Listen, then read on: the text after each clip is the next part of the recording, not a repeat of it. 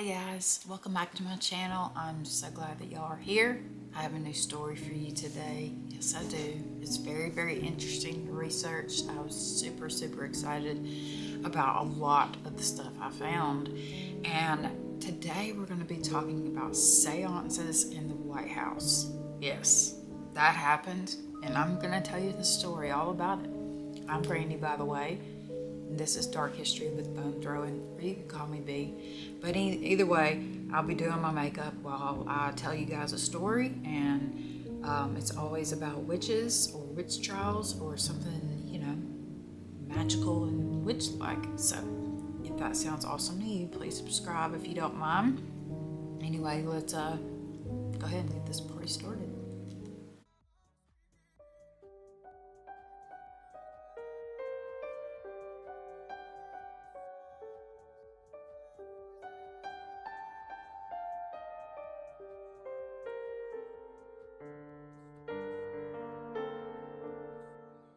So today we're going to be in the Civil War era in America, of course.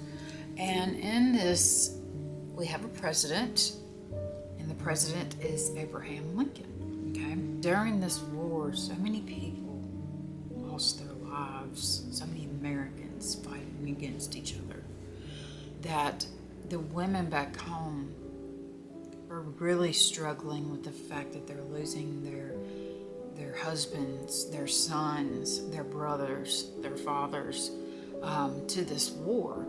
And so it brought about spiritualism. And I know I've talked about this in the past with another girl in another video about how she was a medium during the Civil War times too. But today we're going to be focusing on the White House, because I thought it was incredibly interesting that during Abraham Lincoln's time at the White House, his wife, Mary Todd, was really into spiritualism, and she held quite a few seances in the White House, in the Red Room of the White House, as a matter of fact. So this is going to be really cool.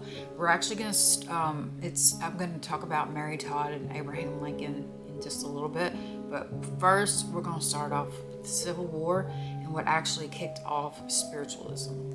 So we're in the 1860s today, and during the Civil War, of course, and a lot of people are losing their lives during this war, and it's really upset a lot of the women. Well, there's a pair of sisters called the Fox sisters, okay? And when this spiritualism swarmed America, it was more of the seances and mediums type deal. We can communicate with your ancestors, with your departed loved ones. That was how seances started. But it actually started with these sisters, and they were the Fox sisters, okay? And it was these two girls that every night when they would go to bed, they would hear these knocking sounds in their room, like all the time. And so they told their mom about it, and their mom was like, didn't think anything of it, was thinking maybe it's just kind of like outside, somebody's doing something outside, or maybe they're just making this up, to kind of freak out or whatever. But eventually the mom went in there and starts to hear these knocks and scrapings and things like that too. So every night at bedtime, the Fox sisters would hear tapping, all kinds of scraping, furniture moving, and things like that. So one of the sisters was like, we got to show this to folks, right? We need people to come see this, because this is weird, And so they called their neighbor to come over, and they're like, I need you to come over here so that we can prove that this is actually happening, type deal. And because before this, seances would be, well, during this too, but seances were like the alphabet. They would use the alphabet. They would say the alphabet and then wait for like a tapping or a sound or something like that, and they would stop on that letter. Sometimes it'd spell a name, or sometimes it would spell something, but in this case, one of the sisters asked for the entity or spirit to knock 5 times. And so the spirit thus then knocked 5 times. This is in front of the neighbor. And then she said, count to 15 and asked the presence to do that. And so they knocked 15 times. Now, this is the cool part. Then they asked the spirit to knock as many times as how old the neighbor was. That was like they're witnessing stuff, right? The thing knocked 33 times, and that was how old she was. The neighbor was 33 years old. And so this became a huge, huge phenomenon. Like, there is a spirit, and it's over there, and it's proven. And let me tell you, people come out of everywhere. They want to hear this, they want to see this, they want to ask questions. And these rich people, called the Post, end up hearing about the Fox sisters, and they want to go and investigate. They're like, hey, I kind of want to see what's happening over there. Now, after this happened in their room, the sisters left the house because they were freaked out. Okay, so after the neighbor knocks the spirit knocks 33 times, they all kind of get freaked out, right? Yeah, I mean, I would too. 33 and you're 33, yeah, that's close. So they leave the home. The sisters and the neighbor, everybody, they leave. They go to like a friend's house or a family member's house because they're like, we can't be here. We can't do this or whatnot. And so that's kind of how it ends up being. Well, people go investigate their house, right? And it comes to find out that somebody had died in the barn like 5 years earlier. I don't think they were living there at the time, but somebody had died in the barn, and evidently this was that spirit, because before the girls had left the home, they had said to knock a certain amount of times if you were an unrest spirit, and it did. It was like knock 3 times if you're, an unwell spirit, and it knocked 3 times. That's why they bounced out, okay? And but then we got some people that were like, hey, come on, come back over here, let's try this and see what happens, okay? So a family that were the Post, actually Isaac Post, one of the girls, to demonstrate their abilities, so he brought them back to their home. And they weren't too keen on going, of course, because, they were freaked out about what was going on, which I don't blame them. But he was like, he brought them back to their house, and he heard the knocks. It wasn't even a few minutes before he started hearing the knocks, that the girls were hearing. And so he decides, okay, this is fantastic, right? I can talk to a spirit. Well, the house was examined, and like I say, bones were found. Somebody had been murdered at that house about 5 years earlier.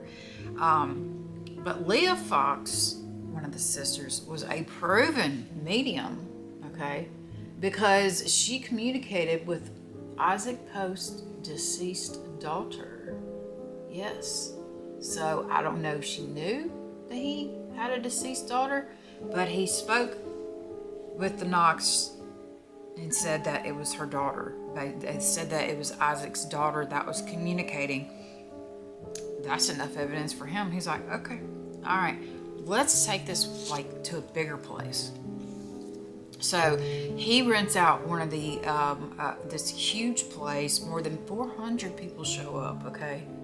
And the sisters come and they start asking the spirit. Now, they don't even know if the spirit's going to travel from the house to this huge vicinity that the Posts have rented because they're rich as crap. And they're out there demonstrating their powers and stuff, right? And there's 400 people watching this, and everybody is just loving it. There's knocks, there's scrapes, there's all these sounds. And so to Isaac Post and to other people, this gave them hope.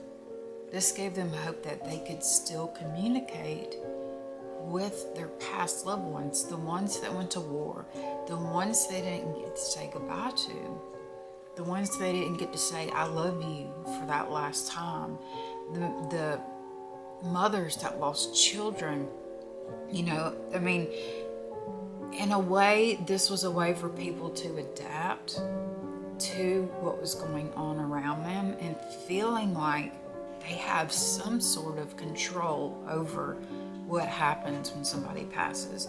Well, knowing we really don't have any control over that, but maybe even getting a feeling from them or seeing a sign from them is enough to comfort somebody, especially during a time like the Civil War.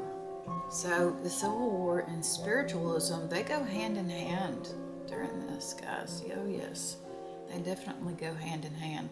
And it kicks off because, like I say, about 750,000 Americans lost their lives during the Civil War. And so there was and it's not even just the Civil War either, it's sickness and stuff as well that's taken people, as we will get into, don't you worry. Because of the casualties and the inability to bring back they couldn't bring the bodies back. There was so much, the battles were so intense and there were so many bodies that they didn't have enough people to bring the bodies back home. And so this is when I say, like, they didn't even have anything to say goodbye to, a lot of these women. So they were just back home and they're just like, oh my gosh, what am I supposed to do now? You know? It's a sad and upsetting thing, but it happened. So here we are. Now, people are using seances and stuff like that to communicate with their loved ones, like I said. And, you know, that seems to be going okay for a while. But of course, you know, there's going to be frauds and stuff. But don't worry, we're going to get into that too, okay? But let's go ahead and let me just tell you guys, I found out a lot about Mary Todd Lincoln on this. I mean, because that's who this is about. And Mary Todd, she grew up, she was not, you know, poor or anything like that. She was wealthy. She was very educated, okay? But man, this lady had a lot of devastations, y'all, in her life. Oh my gosh, she had so many. Her mother had died after she gave birth to her, like her younger sister or brother. Her kids died, like when she got married to Lincoln. They had 4 sons together, and 3 of them ended up dying. Not only that, we have the famous assassination of Lincoln, who she was sitting right next to in the theater when he was shot. So you have to know, this woman has experienced so much loss throughout her life before the Civil War that she was kind of a depressed woman. She was manic in some ways. She'd be happy one minute and then sad the next and things like that, you know. So she ended up turning to spiritualism in the White House after her son Willie dies from typhoid fever. She had already lost 1 child to TB, tuberculosis, when he was 4. When she lost Willie to the typhoid fever, she was inconsolable. Mary Todd Lincoln, she was inconsolable, y'all. She didn't move from her bed for like, I think almost a month. I mean, she was so distraught. Going back and talking about Mary Todd Lincoln for a second, like her earlier years and things like that. Now, she actually had she had a really big family, because after her mom died, her dad got remarried like 2 years later. And not only did she had 9 siblings. Her father goes on to have more kids, which is like 6 more, with his new wife. And so she kind of had to share. She had a lot of people around her, okay? Huge family, lots of money, basically, is what I'm saying. And she ends up getting married November 4th, 1842, to Abraham Lincoln. Yes. Now, like I told you guys, Mary Todd was very educated, okay? But she also had a huge interest in politics. Yeah, she did. She was very, very smart that way. And she would even have input when, you know, Lincoln would become president. But Mary Todd was not the only one that had issues when it came to death, okay?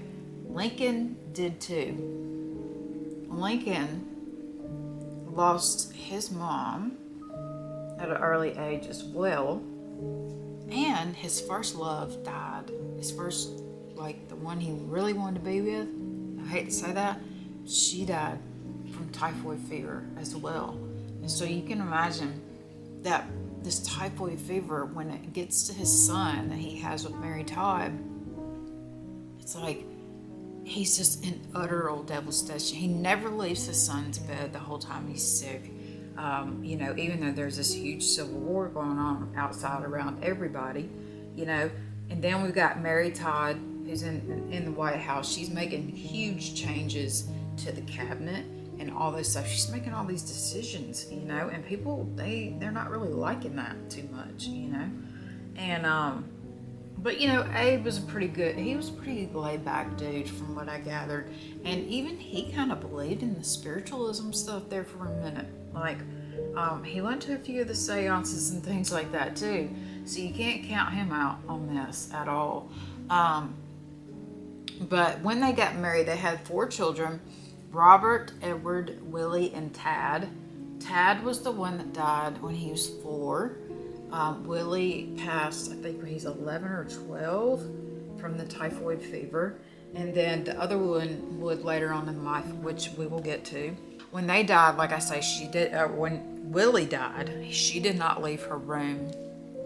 She did not do anything. She didn't talk to anybody.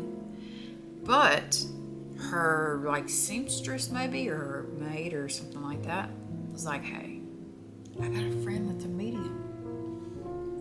Would you like to meet my friend?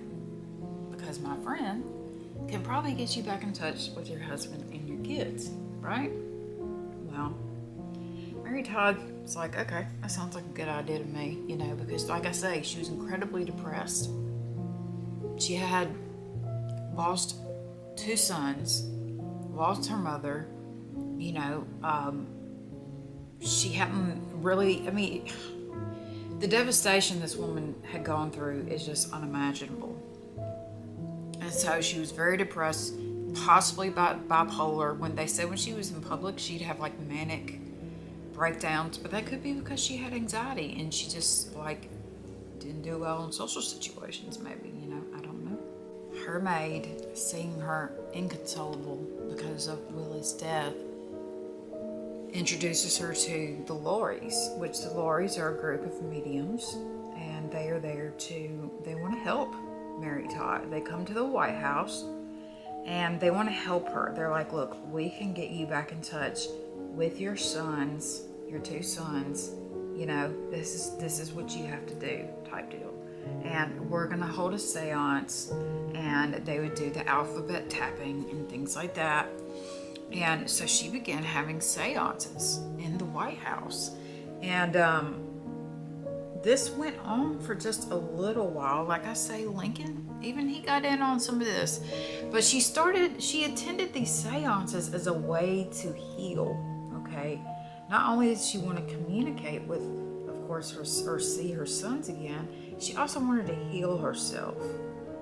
She had really bad headaches. Like I say, her mental, mentally, she was depressed because of so much loss, and you can imagine the Civil War did not make it any better for anybody. And so Mary Todd was just depressed, and so this spiritualism really helped her find a way to deal with her grief without going completely insane, basically. And after a while now, she even said she told her one of her stepsisters, guess what? I'm seeing my son. He's coming to me at night. And sometimes he brings Tab with him. So now I get to see both of them. So you can either call that crazy, or you could call that a woman that's, hey, guess what? I saw my kids. Yeah, I know it sounds a little bit nuts, but when you lose so much like she did, it's a big deal, it's a huge deal for her. And so, anyway, she's holding these seances in the White House, and everything's going well for a while. unfortunately, because even though she got comfort in this, okay, she found comfort. People were like, some of these folks, they're starting to find out that, a lot of people that are holding these seances are not who they say they are of course, faking it and things like that. As we went over with Nellie Duncan, she was a faker, right? Yes, she was. Very much so a faker. And so you had to look out for people like that. But, Mary Todd was so distressed. I don't think she would do her due diligence at first, okay? But eventually she would. But people started to look down on this. They were like, this is not cool, But one time she got a medium to come. Her name was Nettie Colburn. And Nettie Colburn Maynard came to the White House and actually talked to the president, Lincoln himself, for like hours. Evidently, she was the medium. She's the one between the spirit and the person. And so she would relay messages from spirit and relay it to Lincoln.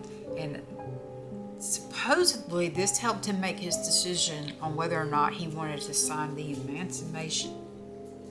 Emancipation Proclamation. I can't believe I got on the second try.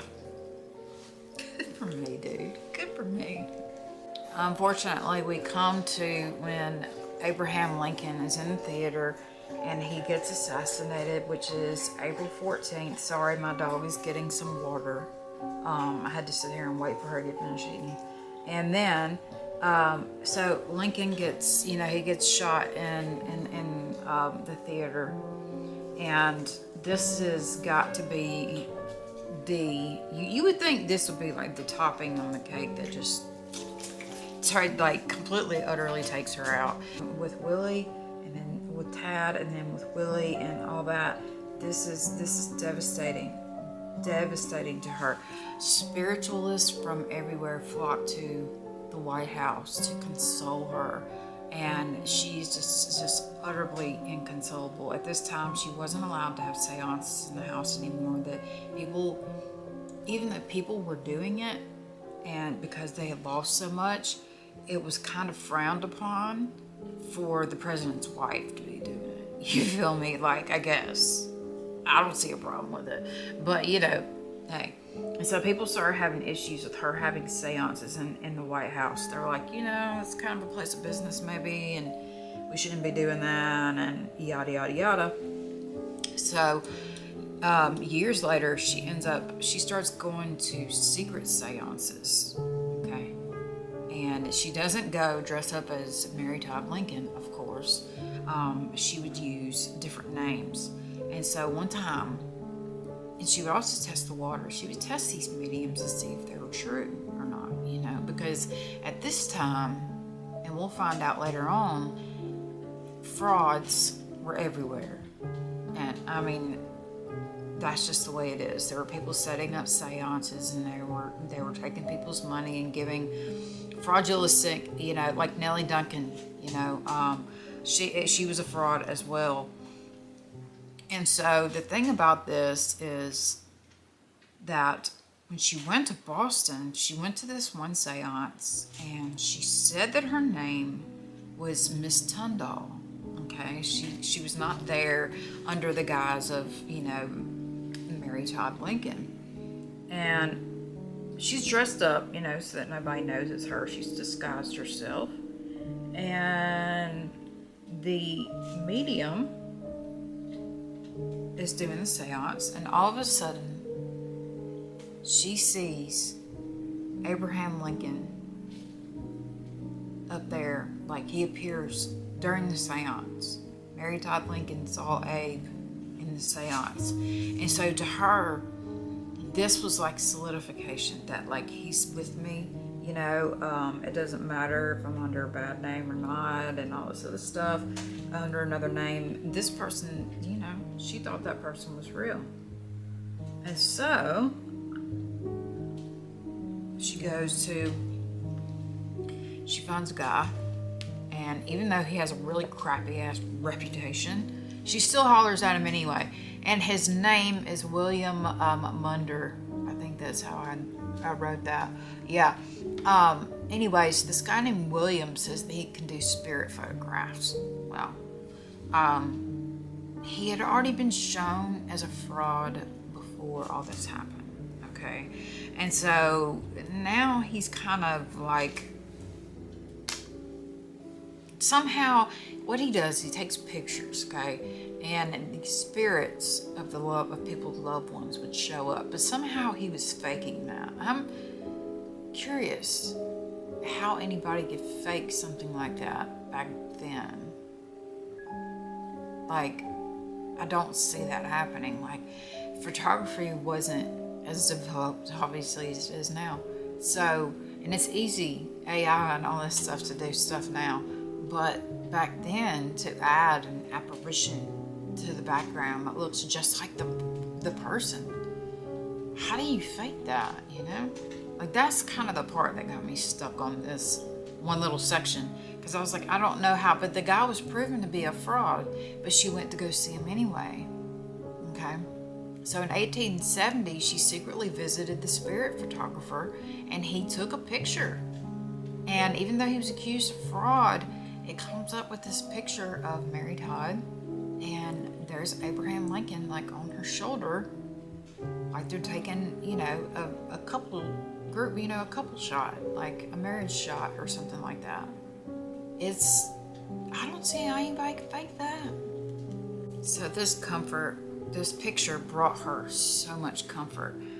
As you can imagine, you know, she could see that her husband was standing with her right over her shoulder. You know, that's really all the validation that she needed at the time. Poor Abraham Lincoln, okay, let me tell y'all, Abraham, before he passed, he lost his mom when he was 9. Like I say, he lost his first love of typhoid fever, but he also dreamed about his death before it happened, okay? And I know that there's like this whole rabbit hole of things with Lincoln and JFK and all that, and you know, I don't have time to go all that. We're talking about the witchy aspect of what happens in the White House, you know. And I think it's cool they had seances there.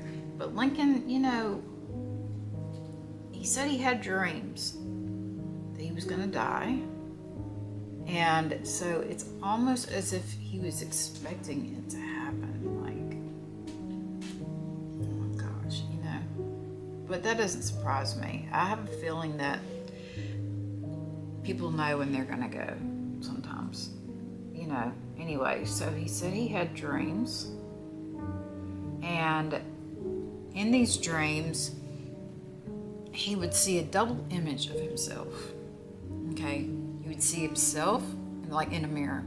He'd see himself and then see like a double image, which was like really white and pale, ghastly, ghostly looking, you know, rings under the eyes.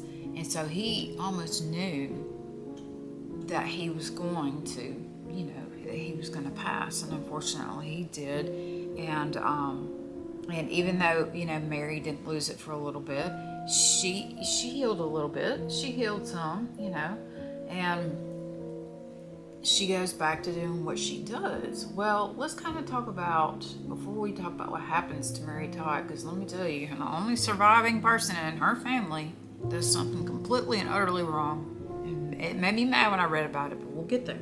We'll get there, okay? Fakes end up coming around, okay? And so it was hard to find a credible medium. Harry Houdini, we all know who Harry Houdini is. Harry Houdini was a famous magician, and he was getting tired of the fakes. He was like, this is getting out of control. Now everybody's a medium, you know? People can set up a medium room and have somebody on the other side and be like, knock when I say yes, you know, and so you know what I mean? It could be easily faked, as we saw with Nellie Duncan. Harry Houdini hired a chick named Rose Mackenberg, and even though she was a very firm believer in the fact that you can still communicate with spirits outside of the realm, that she exposed hundreds and hundreds of fake mediums, like like paid by Harry Houdini. Like her only job was to go out and find these mediums and prove them that they were wrong.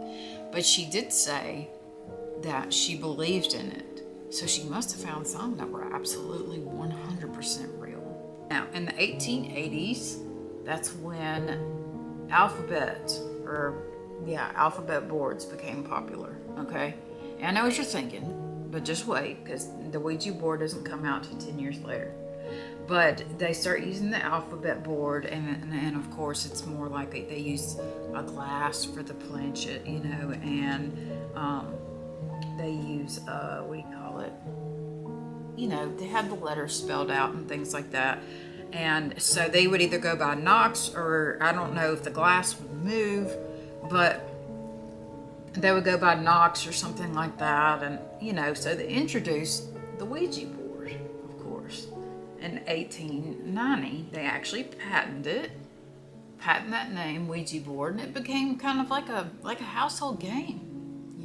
It wasn't looked at as demonic or anything crazy like that until 1973. And guess what happened in 1973? The Exorcist came out. Okay, now The Exorcist, it all started because this girl plays with a Ouija board, okay? And so after this, everybody has hated Ouija boards ever since. Ever since, Ouija boards have been the worst thing possible. Everybody's like, oh, they're demonic, don't mess with that. All this other stuff. If you're going to bring something in, you got to just educate. Education is key when it comes to doing any kind of divination or anything like that. Know how to protect yourself, know how to ward yourself up, and things of that nature. But don't think it's demonic or whatever, but it was very popular to use divination all the way up until, of course, The Exorcist came out, and then everybody was like, oh my God, I'm freaking out, So, in 1870, kind of going back to Our Lady Mary, she loses a son. She loses another son, of course. Her third son dies. And she doesn't take it so well, obviously, because this is her third son, her child. And then she, before that, loses her husband, okay? She fell into incredibly deep depression. But, of course, the one thing that always helped pull her out of her depressions was having seances and her spirituality, Maybe it didn't have to be seances. I feel like people can do this kind of thing on their own. But she was just devastated. And so she started spending a lot of money on the spiritualists. Not that she was short in money, believe me. She had a huge family. She was the first lady. And, but she was going a little bit bonkers with money. And she actually did that in the White House, too. Like, people were getting kind of pissed at her in the White House because she was redecorating everything and, like, buying fine china during the Civil War. Nobody had anything. Like, ships weren't coming in with, like, stuff, the Civil War was bonkers. And so she was going around and spending a lot of money. So this is kind of goes to show you that she'll spend money when she's sad. I feel that. I feel that on, like, every single level. So when her third son died, like I say, she fell into a very deep depression. She started reaching out to her spiritualist friends and were asking them for help. And she was paying them, of course. And so this really pissed off her one last only son, okay? And let me tell y'all, this part's gonna shock you, because I was like, when I read it. But anyway, so because she's spending so much of the family's money, okay, here we go with the family members and the jealousy, and they're getting worried about money and stuff. Even though, yes, she is spending the money on spiritualism and on mediums and seances, it's giving her comfort, and it's her money. So, she's not passed yet, so old dude needs to chill. But her oldest son decides she's crazy. I'm gonna lock her up in an insane asylum. Yeah, locks her up in a mental hospital so that he can make sure that he still has some funds, some family money, leaves her in there for 3 months. Think about asylums back then. Like, no supervision. Those were places where you put people that you never wanted to see again. And he preyed on the fact that she was devastated by her third son's passing after her husband dies. I mean, come on, like, how can a son do that? So she stays in for 3 months. She did not go voluntarily, but he got her in there. And she stays for 3 months. She comes out after that. She has nothing to do with that son anymore. No, she has nothing to do with him. Robert is his name. Sorry, I could not remember that for nothing. She never could forgive him, which I 100% don't blame her, because I would not either. Put me in a mental hospital just because you want my money? Okay, buddy, no, we're about to go toe to toe. But anyway, so she gets out after 3 months, and she collects herself. I don't know, I doubt she got like any kind of mental help in there. I doubt that, because, and I say that because she, those kind of hospitals weren't really there to help anybody.